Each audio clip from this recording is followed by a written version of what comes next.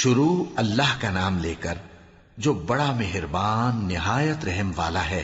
سب تعریف اللہ ہی کو ہے جس نے اپنے محبوب بندے محمد صلی اللہ علیہ وآلہ وسلم پر یہ کتاب نازل کی اور اس میں کسی طرح کی گجی اور پیچیدگی نہ رکھی، بلکہ سیدھی اور سلیس اتاری تاکہ لوگوں کو عذاب سخت سے جو اس کی طرف سے آنے والا ہے ڈرائے، اور مومنوں کو جو نیک عمل کرتے ہیں خوشخبری سنائے کہ ان کے لیے ان کے کاموں کا نیک بدلہ یعنی بہشت ہے جس میں وہ ہمیشہ رہیں گے، اور ان لوگوں کو بھی ڈرائے جو کہتے ہیں کہ اللہ نے کسی کو بیٹا بنا لیا ہے۔ ان کو اس بات کا کچھ بھی علم نہیں اور نہ ان کے باپ دادا ہی کو تھا۔ یہ بڑی سخت بات ہے جو ان کے منہ سے نکلتی ہے، اور کچھ شک نہیں کہ یہ جو کچھ کہتے ہیں محض جھوٹ ہے۔ اے پیغمبر، اگر یہ اس کلام پر ایمان نہ لائیں تو شاید تم ان کے پیچھے رنج کر کر کے اپنے تئیں ہلاک کر دو گے۔ جو چیز زمین پر ہے ہم نے اس کو زمین کے لیے زینت بنایا ہے تاکہ لوگوں کی آزمائش کریں کہ ان میں کون اچھے عمل کرنے والا ہے، اور جو چیز زمین پر ہے ہم اس کو نابود کر کے بنجر میدان کر دیں گے۔ کیا تم خیال کرتے ہو کہ غار اور لوح والے ہماری نشانیوں میں سے عجیب تھے؟ جب وہ نوجوان غار میں جا رہے تو کہنے لگے کہ اے ہمارے پروردگار، ہم پر اپنے ہاں سے رحمت نازل فرما اور ہمارے کام میں درستی کے سامان مہیا کر۔ تو ہم نے غار میں کئی سال تک ان کے کانوں پر نیند کا پردہ ڈالے رکھا، یعنی ان کو سلائے رکھا، پھر ان کو جگا اٹھایا تاکہ معلوم کریں کہ جتنی مدت وہ غار میں رہے دونوں جماعتوں میں سے اس کی مقدار کس کو خوب یاد ہے۔ ہم ان کے حالات تم سے صحیح صحیح بیان کرتے ہیں۔ وہ کئی نوجوان تھے جو اپنے پروردگار پر ایمان لائے تھے، اور ہم نے ان کو اور زیادہ ہدایت دی تھی، اور ان کے دلوں کو مربوط یعنی مضبوط کر دیا۔ جب وہ اٹھ کھڑے ہوئے تو کہنے لگے کہ ہمارا پروردگار آسمانوں اور زمین کا مالک ہے، ہم اس کے سوا کسی کو معبود سمجھ کر نہ پکاریں گے۔ اگر ایسا کیا تو اس وقت ہم نے بے عقلی کی بات کی۔ ان ہماری قوم کے لوگوں نے اس کے سوا اور معبود بنا رکھے ہیں، بھلا یہ ان کے معبود ہونے پر کوئی کھلی دلیل کیوں نہیں لاتے؟ تو اس سے زیادہ کون ظالم ہے جو اللہ پر جھوٹ باندھے؟ اور جب تم نے ان مشرکوں سے اور جن کی یہ اللہ کے سوا عبادت کرتے ہیں ان سے کنارہ کر لیا ہے تو غار میں چل رہو، تمہارا پروردگار تمہارے لیے اپنی رحمت وسیع کر دے گا اور تمہارے کاموں میں آسانی کے سامان مہیا کرے گا۔ اور جب سورج نکلے تو تم دیکھو کہ دھوپ ان کے غار سے داہنی طرف سمٹ جائے، اور جب غروب ہو تو ان سے بائیں طرف کترا جائے، اور وہ اس غار کے کشادہ حصے میں تھے۔ یہ اللہ کی نشانیوں میں سے ہیں، جس کو اللہ ہدایت دے وہ ہدایت یاب ہے، اور جس کو گمراہ رہنے دے تو تم اس کے لیے کوئی دوست راہ بتانے والا نہ پاؤ گے۔ اور تم ان کے متعلق خیال کرو کہ وہ جاگ رہے ہیں حالانکہ وہ سوتے ہیں، اور ہم ان کو دائیں اور بائیں کروٹ بدلاتے تھے، اور ان کا کتا چوکھٹ پر دونوں ہاتھ پھیلائے ہوئے تھا۔ اگر تم ان کو جھانک کر دیکھتے تو پیٹ پھیر کر بھاگ جاتے اور ان سے دہشت میں آ جاتے۔ اور اسی طرح ہم نے ان کو اٹھایا تاکہ آپس میں ایک دوسرے سے دریافت کریں۔ ایک کہنے والے نے کہا کہ تم یہاں کتنی مدت رہے؟ انہوں نے کہا کہ 1 دن یا اس سے بھی کم۔ انہوں نے کہا کہ جتنی مدت تم رہے ہو تمہارا پروردگار ہی اس کو خوب جانتا ہے، تو اپنے میں سے کسی کو یہ روپیہ دے کر شہر بھیجو، وہ دیکھے کہ نفیس کھانا کون سا ہے تو اس میں سے کھانا لے آئے، اور احتیاط سے آئے جائے اور تمہارا حال کسی کو نہ بتائے۔ اگر وہ تم پر دسترس پا لیں گے تو تمہیں سنسار کر دیں گے یا پھر اپنے مذہب میں داخل کر لیں گے، اور اس وقت تم کبھی فلاح نہیں پاؤ گے۔ اور اسی طرح ہم نے لوگوں کو ان کے حال سے خبردار کر دیا تاکہ وہ جانیں کہ اللہ کا وعدہ سچا ہے، اور یہ کہ قیامت جس کا وعدہ کیا جاتا ہے اس میں کچھ شک نہیں۔ اس وقت لوگ ان کے بارے میں باہم جھگڑنے لگے اور کہنے لگے کہ ان کے غار پر عمارت بنا دو۔ ان کا پروردگار ان کے حال سے خوب واقف ہے۔ جو لوگ ان کے معاملے میں غلبہ رکھتے تھے وہ کہنے لگے کہ ہم ان کے غار پر مسجد بنائیں گے۔ بعض لوگ اٹکل پچو کہیں گے کہ وہ 3 تھے اور چوتھا ان کا کتا تھا، اور بعض کہیں گے کہ وہ 5 تھے اور چھٹا ان کا کتا تھا، اور بعض کہیں گے کہ وہ 7 تھے اور 8واں ان کا کتا تھا۔ کہہ دو کہ میرا پروردگار ہی ان کے شمار سے خوب واقف ہے، ان کو جانتے بھی ہیں تو تھوڑے ہی لوگ جانتے ہیں۔ تو تم ان کے معاملے میں بحث نہ کرنا مگر سرسری سی بحث، اور نہ ان کے بارے میں ان میں سے کسی سے کچھ دریافت ہی کرنا، اور کسی کام کی نسبت نہ کہنا کہ میں اسے کل کر دوں گا، مگر انشاءاللہ کہہ کر، یعنی اگر اللہ چاہے تو کر دوں گا۔ اور جب اللہ کا نام لینا بھول جاؤ تو یاد آنے پر لے لو۔ اور کہہ دو کہ امید ہے کہ میرا پروردگار مجھے اس سے بھی زیادہ ہدایت کی باتیں بتائے۔ اور اصحاب کہف اپنے غار میں 9 پر 300 سال رہے۔ کہہ دو کہ جتنی مدت وہ رہے اسے اللہ ہی خوب جانتا ہے، اسی کو آسمانوں اور زمین کی پوشیدہ باتیں معلوم ہیں، وہ کیا خوب دیکھنے والا اور کیا خوب سننے والا ہے۔ اس کے سوا ان کا کوئی کارساز نہیں، اور نہ وہ اپنے حکم میں کسی کو شریک کرتا ہے۔ اور اپنے پروردگار کی کتاب کو جو تمہارے پاس بھیجی جاتی ہے پڑھتے رہا کرو، اس کی باتوں کو کوئی بدلنے والا نہیں، اور اس کے سوا تم کہیں پناہ بھی نہیں پاؤ گے۔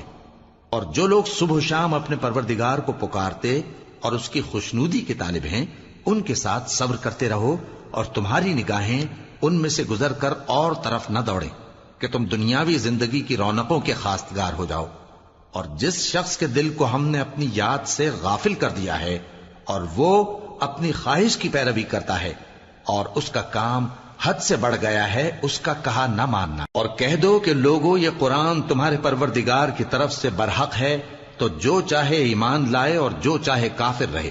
ہم نے ظالموں کے لیے دوزخ کی آگ تیار کر رکھی ہے جس کی قناتیں ان کو گھیر رہی ہوں گی، اور اگر فریاد کریں گے تو ایسے کھولتے ہوئے پانی سے ان کی داد رسی کی جائے گی جو پگھلے ہوئے تانبے کی طرح گرم ہوگا، اور جو ان کے چہروں کو بھون ڈالے گا۔ ان کے پینے کا پانی بھی برا اور آرام گاہ بھی بری۔ اور جو ایمان لائے اور کام بھی نیک کرتے رہے تو ہم نیک کام کرنے والوں کا اجر ضائع نہیں کرتے۔ ایسے لوگوں کے لیے ہمیشہ رہنے کے باغ ہیں جن میں ان کے محلوں کے نیچے نہریں بہ رہی ہیں، ان کو وہاں سونے کے کنگن پہنائے جائیں گے، اور وہ باریک دیبا اور اطلس کے سبز کپڑے پہنا کریں گے، اور تختوں پر تکیے لگا کر بیٹھا کریں گے۔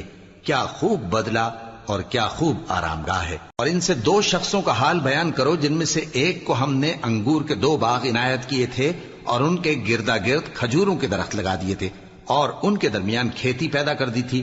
دونوں باغ کثرت سے پھل لاتے اور اس کی پیداوار میں کسی طرح کی کمی نہ ہوتی، اور دونوں میں ہم نے ایک نہر بھی جاری کر رکھی تھی، اور اس طرح اس شخص کو ان کی پیداوار ملتی رہتی تھی۔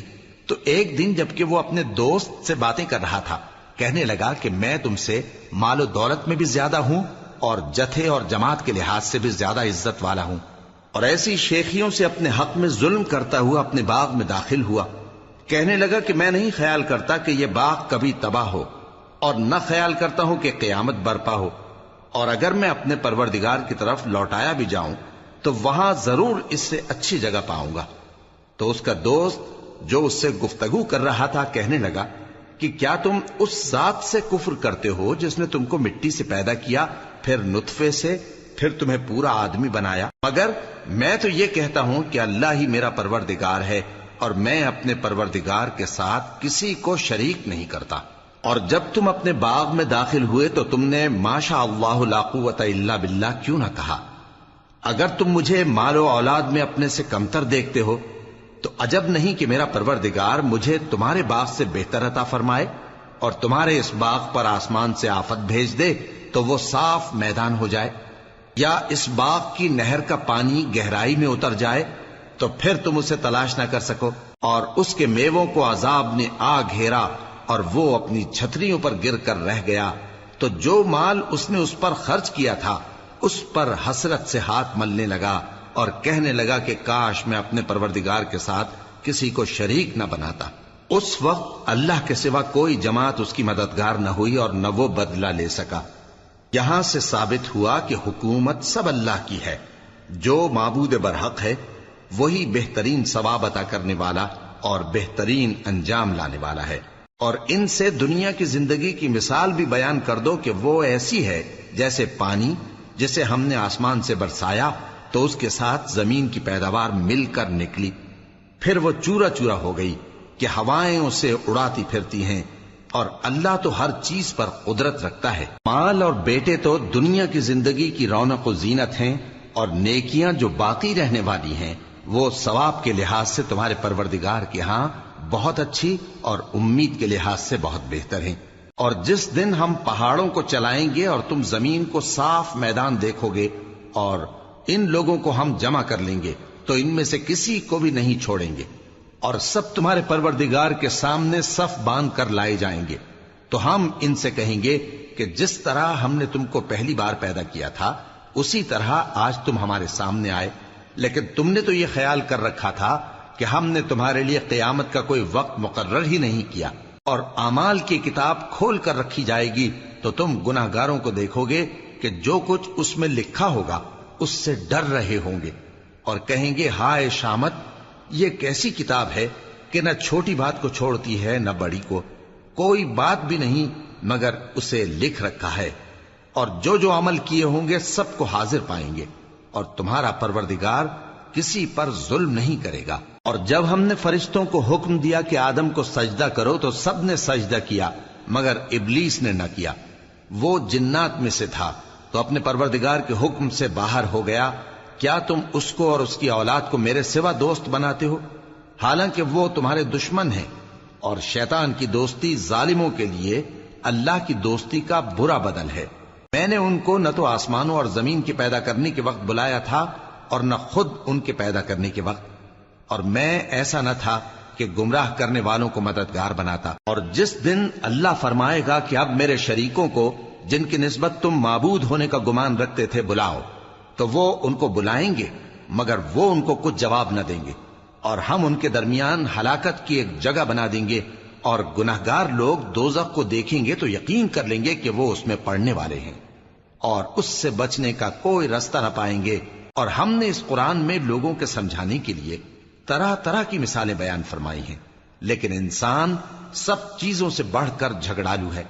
اور لوگوں کے پاس جب ہدایت آ گئی تو ان کو کس چیز نے منع کیا کہ ایمان لائیں اور اپنے پروردگار سے بخشش مانگیں، بجز اس کے کہ اس بات کے منتظر ہوں کہ انہیں بھی پہلوں کا سا معاملہ پیش آئے یا ان پر عذاب سامنے سے آ جائے۔ اور ہم جو پیغمبروں کو بھیجا کرتے ہیں تو صرف اس لیے کہ لوگوں کو اللہ کی نعمتوں کی خوشخبریاں سنائیں اور عذاب سے ڈرائیں، اور جو کافر ہیں وہ باطل کی مدد سے جھگڑا کرتے ہیں تاکہ اس سے حق کو پھسلا دیں، اور انہوں نے ہماری آیتوں کو اور جس چیز سے ان کو ڈرایا جاتا ہے اسے ہنسی بنا لیا ہے۔ اور اس سے بڑھ کر ظالم کون، جس کو اس کے پروردگار کی آیات کے ذریعے سمجھایا گیا تو اس نے ان سے منہ پھیر لیا، اور جو اعمال وہ آگے کر چکا اس کو بھول گیا۔ ہم نے ان کے دلوں پر پردے ڈال دیے کہ اسے سمجھ نہ سکیں، اور کانوں میں ثقل پیدا کر دیا ہے کہ سن نہ سکیں، اور اگر تم ان کو رستے کی طرف بلاؤ تو کبھی رستے پر نہ آئیں گے، اور تمہارا پروردگار بخشنے والا صاحب رحمت ہے۔ اگر وہ ان کے کرتوتوں پر ان کو پکڑنے لگے تو ان پر جھٹ عذاب بھیج دے، مگر ان کے لیے ایک وقت مقرر کر رکھا ہے کہ اس کے عذاب سے کوئی پناہ کی جگہ نہ پائیں گے۔ اور یہ بستیاں جو ویران پڑی ہیں، جب انہوں نے کفر کر کے ظلم کیا تو ہم نے ان کو تباہ کر دیا، اور ان کی تباہی کے لیے ایک وقت مقرر کر دیا تھا۔ اور جب موسیٰ نے اپنے شاگرد سے کہا کہ جب تک میں دو دریاؤں کے ملنے کی جگہ نہ پہنچ جاؤں ٹلنے کا نہیں، خاص صدیوں چلتا رہوں، پھر جب وہ دونوں ان دریاؤں کے سنگم پر پہنچے تو اپنی مچھلی بھول گئے، پھر اس مچھلی نے دریا میں سرنگ کی طرح اپنا رستہ بنا لیا۔ جب آگے چلے تو موسیٰ نے اپنے شاگرد سے کہا کہ ہمارا کھانا لاؤ، اس سفر سے ہم کو بہت تکان ہو گئی ہے۔ اس نے کہا کہ بھلا آپ نے دیکھا کہ جب ہم نے اس چٹان کے پاس آرام کیا تھا تو میں مچھلی وہیں بھول گیا، اور مجھے آپ سے اس کا ذکر کرنا شیطان نے بھلا دیا، اور اس مچھلی نے عجیب طرح سے دریا میں اپنا رستہ بنایا۔ موسیٰ نے کہا یہی تو وہ مقام ہے جسے ہم تلاش کرتے تھے، تو وہ اپنے پاؤں کے نشان دیکھتے دیکھتے لوٹ گئے۔ وہاں انہوں نے ہمارے بندوں میں سے ایک بندہ دیکھا جس کو ہم نے اپنے ہاتھ سے رحمت خاص سے نوازا تھا اور اپنے پاس سے ایک خاص علم بخشا تھا۔ موسیٰ نے ان سے جن کا نام خضر تھا کہا کہ جو علم اللہ کی طرف سے آپ کو سکھایا گیا ہے، اگر آپ اس میں سے مجھے کچھ بھلائی کی باتیں سکھائیں تو میں آپ کے ساتھ رہوں۔ خضر نے کہا کہ تم میرے ساتھ رہ کر صبر نہیں کر سکو گے، اور جس بات کی تمہیں خبر ہی نہیں اس پر صبر کر بھی کیسے سکتے ہو؟ موسیٰ نے کہا اللہ نے چاہا تو آپ مجھے صابر پائیے گا، اور میں آپ کے ارشاد کے خلاف نہیں کروں گا۔ خضر نے کہا اگر تم میرے ساتھ رہنا چاہو تو شرط یہ ہے مجھ سے کوئی بات نہ پوچھنا جب تک میں خود اس کا ذکر تم سے نہ کروں۔ تو دونوں چل پڑے، یہاں تک کہ جب کشتی میں سوار ہوئے تو خضر نے کشتی کو پھاڑ ڈالا۔ موسیٰ نے کہا کیا آپ نے اس کو اس لیے پھاڑا ہے کہ سواروں کو غرق کر دی؟ یہ تو آپ نے بڑی عجیب بات کی۔ خضر نے کہا کیا میں نے نہیں کہا تھا کہ تم میرے ساتھ صبر نہ کر سکو گے؟ موسیٰ نے کہا کہ جو بھول مجھ سے ہوئی اس پر مواخذہ نہ کیجیے اور میرے معاملے میں مجھ پر مشکل نہ ڈالیے۔ پھر دونوں چلے، یہاں تک کہ رستے میں ایک لڑکا ملا تو خضر نے اسے مار ڈالا۔ موسیٰ نے کہا کہ آپ نے ایک بے گناہ شخص کو ناحق بغیر قصاص کے مار ڈالا، یہ تو آپ نے بری بات کی۔ شروع اللہ کا نام لے کر جو بڑا مہربان نہایت رحم والا ہے۔ خضر نے کہا کیا میں نے نہیں کہا تھا کہ تم سے میرے ساتھ صبر نہیں ہو سکے گا؟ انہوں نے کہا کہ اگر میں اس کے بعد پھر کوئی بات پوچھوں یعنی اعتراض کروں تو مجھے اپنے ساتھ نہ رکھیے گا کہ آپ میری طرف سے عذر کے قبول کرنے میں حد کو پہنچ گئے ہیں۔ پھر دونوں چلے، یہاں تک کہ گاؤں والوں کے پاس پہنچے اور ان سے کھانا طلب کیا۔ انہوں نے ان کی ضیافت کرنے سے انکار کیا۔ پھر انہوں نے وہاں ایک دیوار دیکھی جو گرا چاہتی تھی تو خضر نے اس کو سیدھا کر دیا۔ موسیٰ نے کہا کہ اگر آپ چاہتے تو ان سے اس کا معاوضہ لے لیتے تاکہ کھانے کا کام چلتا۔ خضر نے کہا کہ اب مجھ میں اور تم میں علیحدگی، مگر جن باتوں پر تم صبر نہ کر سکے میں ان کا تمہیں بھید بتائے دیتا ہوں کہ وہ جو کشتی تھی غریب لوگوں کی تھی جو دریا میں محنت کر کے یعنی کشتیاں چلا کر گزارا کرتے تھے، اور ان کے سامنے کی طرف ایک بادشاہ تھا جو ہر اچھی کشتی کو زبردستی چھین لیتا تھا، تو میں نے چاہا کہ اسے عیبدار کر دوں تاکہ وہ اسے غصب نہ کر سکے۔ اور وہ جو لڑکا تھا اس کے ماں باپ دونوں مومن تھے، ہمیں اندیشہ ہوا کہ وہ بڑا ہو کر بد کردار ہوگا تو کہیں ان کو سرکشی اور کفر میں نہ پھنسا دے، تو ہم نے چاہا کہ ان کا پروردگار اس کی جگہ ان کو اور بچہ عطا فرمائے جو اخلاقی پاکیزگی میں بہتر اور محبت میں زیادہ قریب ہو۔ اور وہ جو دیوار تھی سو 2 یتیم لڑکوں کی تھی جو شہر میں رہتے تھے، اور اس کے نیچے ان کا خزانہ دفن تھا، اور ان کا باپ ایک نیک آدمی تھا۔ تو تمہارے پروردگار نے چاہا کہ وہ اپنی جوانی کو پہنچ جائیں اور پھر اپنا خزانہ نکالیں۔ یہ تمہارے پروردگار کی مہربانی ہے، اور یہ کام میں نے اپنی طرف سے نہیں کیے، یہ ان باتوں کی حقیقت ہے جن پر تم صبر نہ کر سکے۔ اور تم سے ذوالقرنین کے بارے میں دریافت کرتے ہیں، کہہ دو کہ میں اس کا کسی قدر حال تمہیں پڑھ کر سناتا ہوں۔ ہم نے اس کو زمین میں بڑا اقتدار دیا تھا اور ہر طرح کا سامان اس کو عطا کیا تھا، تو اس نے ایک سفر کا سامان کیا، یہاں تک کہ جب سورج کے غروب ہونے کی جگہ پہنچا تو اسے ایسا پایا کہ ایک کیچڑ والے چشمے میں ڈوب رہا ہے، اور اس چشمے کے پاس ایک قوم دیکھی۔ ہم نے کہا ذوالقرنین تم ان کو خواہ تکلیف دو خواہ ان کے بارے میں بھلائی اختیار کرو، دونوں باتوں کی تم کو قدرت ہے۔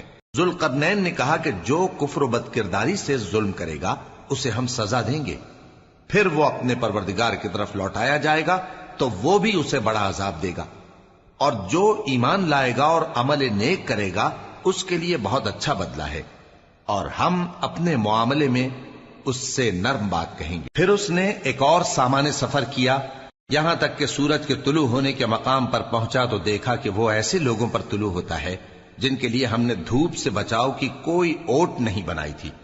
حقیقت یوں ہی تھی، اور جو کچھ اس کے پاس تھا ہم کو سب کی خبر تھی۔ پھر اس نے ایک اور سفر کا سامان کیا، یہاں تک کہ 2 اونچے سیدھے پہاڑوں کے درمیان پہنچا تو دیکھا کہ ان کے اس طرف کچھ لوگ ہیں کہ بات کو سمجھ نہیں سکتے۔ ان لوگوں نے کہا کہ اے ذوالقرنین، یاجوج اور ماجوج اس علاقے میں فساد کرتے رہتے ہیں، بھلا ہم آپ کے لیے خرچ کا انتظام کر دیں کہ آپ ہمارے اور ان کے درمیان ایک دیوار کھینچ دیں۔ ذوالقرنین نے کہا کہ خرچ کا جو مقدور اللہ نے مجھے بخشا ہے وہ بہت اچھا ہے، تم مجھے قوت بازو سے مدد دو، میں تمہارے اور ان کے درمیان ایک مضبوط رکاوٹ بنا دوں گا۔ تم لوہے کے بڑے بڑے تختے میرے پاس لاؤ۔ چنانچہ کام جاری کر دیا گیا، یہاں تک کہ جب اس نے دونوں پہاڑوں کے درمیان کا حصہ برابر کر دیا اور کہا کہ اب اسے دھوکو، یہاں تک کہ جب اس کو دھونک دھونک کر آگ کر دیا تو کہا کہ اب میرے پاس تانبا لاؤ کہ اس پر پگھلا کر ڈال دوں۔ پھر ان میں یہ قدرت نہ رہی کہ اس پر چڑھ سکیں، اور نہ یہ طاقت رہی کہ اس میں نقب لگا سکیں۔ بولا کہ یہ میرے پروردگار کی مہربانی ہے، پھر جب میرے پروردگار کا وعدہ آ پہنچے گا تو اس کو ڈھا کر ہموار کر دے گا، اور میرے پروردگار کا وعدہ سچا ہے۔ اس روز ہم ان کو چھوڑ دیں گے کہ روئے زمین پر پھیل کر ایک دوسرے میں گھس جائیں گے، اور سور پھونکا جائے گا تو ہم سب کو جمع کر لیں گے، اور اس روز ہم جہنم کو کافروں کے سامنے لائیں گے جن کی آنکھیں میری یاد سے پردے میں تھیں اور وہ سننے کی طاقت نہیں رکھتے تھے۔ اب کیا کافر یہ خیال کرتے ہیں کہ وہ میرے بندوں کو میرے سوا اپنا کارساز بنائیں گے تو میں خفا نہیں ہوں گا؟ ہم نے ایسے کافروں کے لیے جہنم کی مہمانی تیار کر رکھی ہے۔ کہہ دو کہ ہم تمہیں ایسے لوگ بتائیں جو اعمال کے لحاظ سے بڑے نقصان میں ہیں۔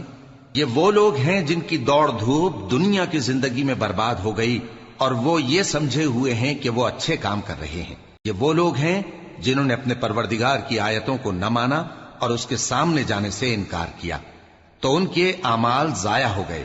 سو ہم قیامت کے دن ان کے لیے کچھ بھی وزن قائم نہیں کریں گے۔ یہ ان کی سزا ہے، یعنی جہنم، اس لیے کہ انہوں نے کفر کیا اور ہماری آیتوں اور ہمارے پیغمبروں کی ہنسی اڑائی۔ جو لوگ ایمان لائے اور عمل نیک کیے ان کے لیے بہشت کے باغ بطور مہمانی ہوں گے، ہمیشہ ان میں رہیں گے اور وہاں سے مکان بدلنا نہ چاہیں گے۔ کہہ دو کہ اگر سمندر میرے پروردگار کی باتوں کے لکھنے کے لیے روشنائی ہو تو قبل اس کے کہ میرے پروردگار کی باتیں تمام ہوں سمندر ختم ہو جائے، اگرچہ ہم ویسا ہی اور اس کی مدد کو لائیں۔ کہہ دو کہ میں تمہاری طرح کا ایک بشر ہوں، البتہ میری طرف وہی آتی ہے کہ تمہارا معبود وہی ایک معبود ہے۔ تو جو شخص اپنے پروردگار سے ملنے کی امید رکھے چاہیے کہ عمل نیک کرے اور اپنے پروردگار کی عبادت میں کسی کو شریک نہ بنائے۔